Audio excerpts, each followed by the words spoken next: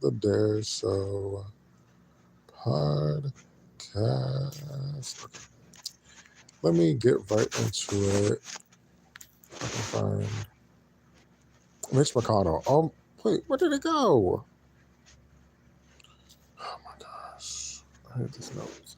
Mitch McConnell, they need to wheel him off stage forever. I don't understand why nobody has intervened in getting this man retired, done with his Senate seat, whatever you call it, however you say it. It needs to end. It needs to end today. Like, this is the second time. What's the third time he's gonna die the third time?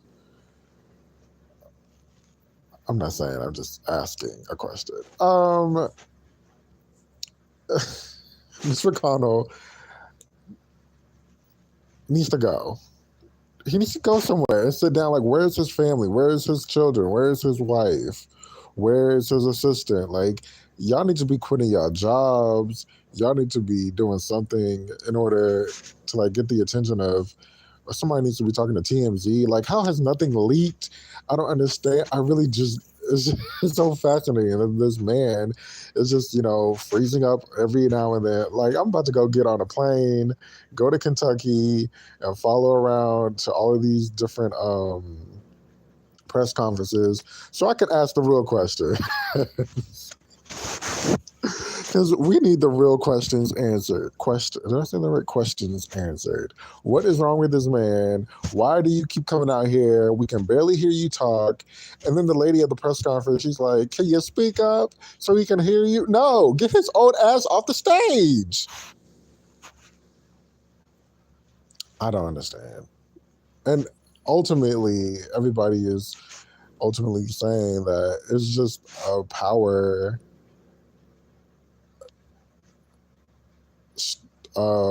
fighting for power, keeping your power. But it's like you're trying to fight for power and keep power, but you can barely speak. And then it comes back to there needs to be, as everybody has been saying, there needs to be a did he run for president? I don't remember. There needs to be a term on your how long you can. Lord, why am I figuring the word?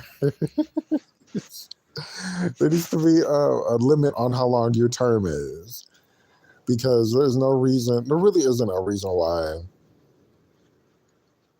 we aren't progressing. Oh, there is a reason why we're not progressing.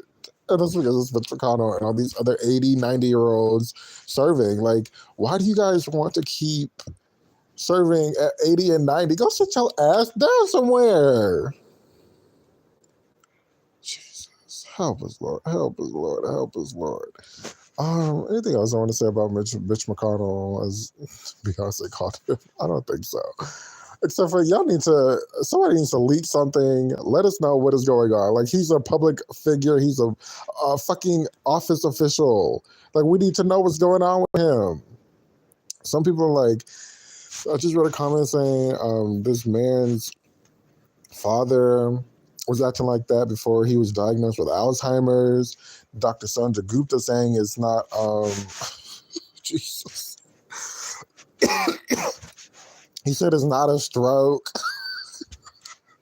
but it looks like your medication is wearing off from when you have like MS or something. He said something like your medication is wearing off. I'm just like, for real, please, y'all need to. This is ridiculous. It's ridiculous. Like how nobody has come in and stepped in and said, hey, you're going to sit down, you're going to retire, or whatever it is, because you're clearly... Jesus. Okay, let me move on to Monique. Monique, the actress, she had a lawsuit with, I guess probably like the whole cast, but mainly it was her and Countess Vaughn.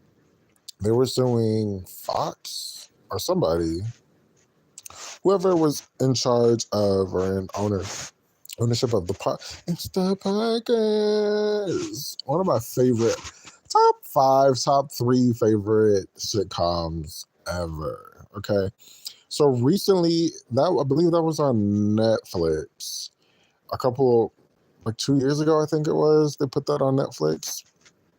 And, as you know, the residuals weren't coming in. So this was before the strike. She had filed this lawsuit. And now she did this interview like last week with this lady. And I believe from that interview, she said she owns the Parkers. So I'm not sure what that means. I couldn't find any like news articles talking about it, but she said it seemed like she said she was talking about it, and it seemed like she said that the lawsuit is over and that she owns the Parkers, but she was suing for residuals. Like, y'all put this on streaming, but we're not getting paid from it. Which is basically why the people are, or the actors and the writers are on strike right now. Shout out to them. Um, yeah, it's pretty crazy. But I guess she says she owns it, so I don't know what that means. I guess she's getting the residuals, or she has. I don't know. I don't know because I don't remember Monique. I don't know why she says she owns it. Maybe she won the lawsuit and they're gonna pay them, but I don't, because I believe it was the Parkers was a spinoff, and they just needed another character because Countess was already going to be on there. They just needed another character, and she auditioned or she got it. I don't remember either she auditioned or she just got it. I think she got it. And it was like her first acting role. So yeah, interesting. But shout out to Monique, truly ahead of the game. Okay, so as of right now, okay, let me give you some backstory on myself. I am from the Bay Area, San Mateo, Hillsdale, a little bit of Oakland, but I'm not claiming Oakland like that. Just a little bit of Oakland. But mostly San Mateo and Hillsdale areas where I grew up. And I left over 10 years ago, 2012. Very interesting. But I left the city, I left that state, the California, and I moved down south. And so I know for a fact things have drastically changed in the Bay Area from pictures and other family members' testimony and people living there testimony, people that are visiting. I really appreciate. First of all, let me say I really appreciate the Bay Area because, or at least the area that I grew up in, because it was definitely a safe environment. There wasn't any kind of like violence really going on, to be honest. I don't ever remember like shootings. It was always like hearing about shootings in like Hayward and Oakland and like I guess San Francisco. Not shootings like we hear now, like mass shootings, but like this person got shot, that person got shot, that kind of situation. But it wasn't like crazy violence, homelessness. It was there, but it wasn't crazy. We could walk downtown all the time and downtown San Mateo and towards when I got older, me and my cousins, we would go to San Francisco, and it was just like a really great, safe environment. Walking the streets, like go, kind of like even at night sometimes. It was just safe and quiet. That's the thing. It was safe and quiet, but yet the little downtown area was very popular. Central Park, like, and then like I said, to drive like 20 minutes away, literally, and you're in San Francisco. You get on the train or the bus and you're in San Francisco, which is also really cool, which I wish I kind of took more advantage of. But anyways, I was like 13. So anyways, let's move along. So shout out to the Bay Area. My understanding from the Bay Area and San Francisco, if the correct word I'm using is culturally, probably not even culturally, just like San Francisco is a bigger city than Palo Alto and San Jose and San Mateo. And so a lot was probably going on more over there than it was across the bridge, right? So recently, Beyonce is performing in Santa Clara tonight, which is so funny because I was like, oh, that's weird. Not that it's weird that they built a stadium in Santa Clara. And I was talking to my cousin. She was telling me, yeah, they built a stadium in Santa Clara. And she said, it's horrible. She said the traffic is horrendous. And I'm just like, okay, this is weird. Like, I can't imagine them building like a random ass stadium in Palo Alto. Because first of all, where are you building a stadium at?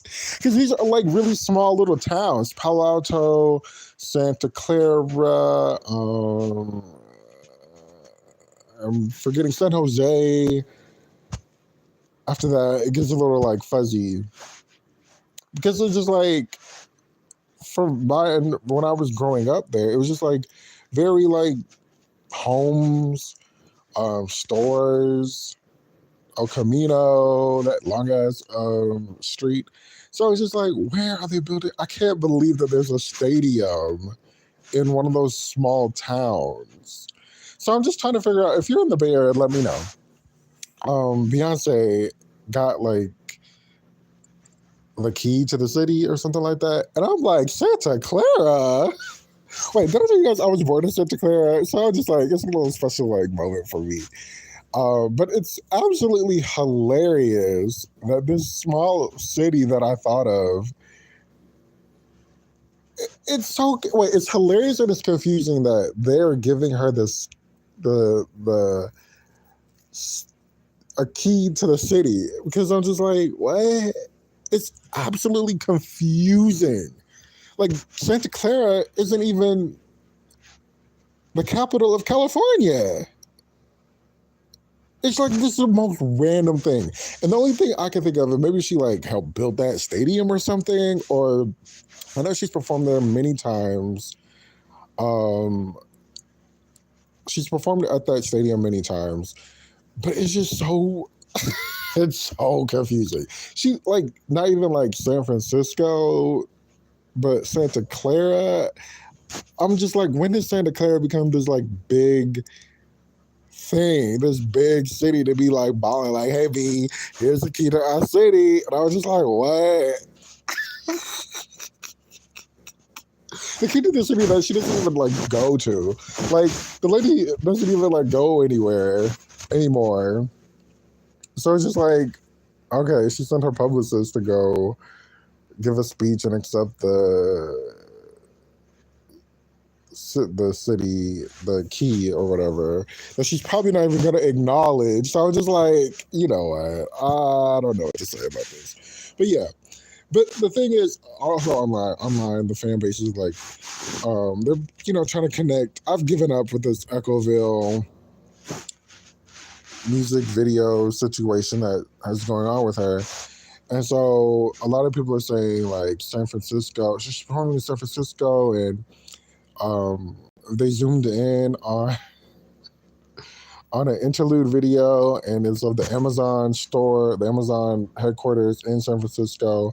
So I kind of do believe that if we're getting any kind of like visual from the Renaissance album, it's going to be probably Amazon, because she's already teamed up with like Amazon Music or Amazon, whatever this is, for the Renaissance merch drops, which I talked about in the last podcast.